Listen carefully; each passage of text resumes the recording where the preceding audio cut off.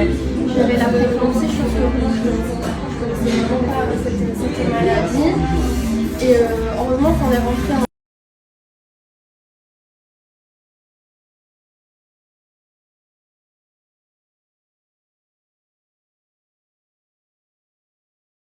Bonjour Laura. Bonjour Rim. Ça va? Ça va. En tout cas, merci d'être ici. Je voulais savoir ton rôle dans l'association Grossesse Santé. Donc j'ai rejoint l'association en 2019 et au début j'ai aidé donc pour les témoignages, les mettre en page et les publier sur donc nos pages Facebook et Instagram. Et puis petit à petit, bon, j'ai un peu plus pris mon rôle dans l'association et donc je suis en charge des réseaux sociaux maintenant pour Grossesse Santé. Je voulais aussi écouter ton témoignage. Moi, je le connais déjà, mais c'est un témoignage qui me touche vraiment à cœur. Du coup, je voulais vraiment qu'on partage ça avec tout le monde. J'ai connu la prééclampsie en faisant une, comme pas mal de mamans, malheureusement, qui en ont eu. J'ai fait une éclampsie en fait directement, parce qu'en fait, il y avait une prééclampsie qui n'a pas été diagnostiquée. J'ai fait une éclampsie à 26 semaines plus 4. Et 2 semaines avant, j'avais déjà quelques symptômes, mais comme je ne les connaissais pas du tout, je n'ai pas fait attention.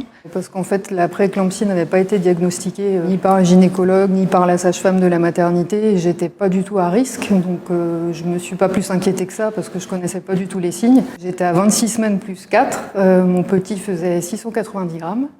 4 mois à l'hôpital.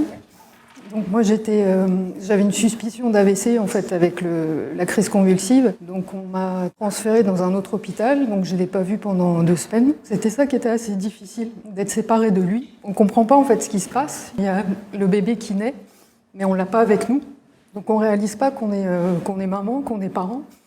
Et après donc on voit ce petit être dans une sorte de caisse transparente en fait et qui essaye de récupérer son retard et de grandir pour pouvoir sortir et rentrer à la maison comme un bébé normal en fait.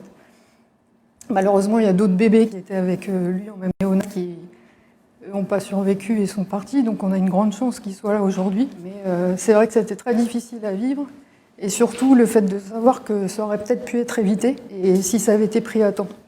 Ou en tout cas que ça aurait pu être moins grave. Parce que donc 690 grammes, un petit bébé, on ne s'attend pas quand il naît à ce qu'il tienne dans une main en fait. Donc maintenant il a 4 ans et demi, ça va plutôt bien pour lui. Et pour moi aussi, malgré, voilà. Encore des choses difficiles à... Je comprends tout à fait, voilà. C'est tout à fait normal. Je voulais vraiment te remercier pour ce témoignage parce que je sais que c'est pas facile d'en parler, mais vraiment merci parce que grâce à ce témoignage, on va aussi pouvoir sensibiliser beaucoup d'autres personnes et je pense qu'il y a beaucoup de mamans qui vont se sentir identifiées grâce à toi.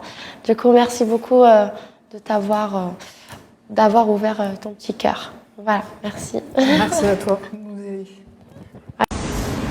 Hola, hola.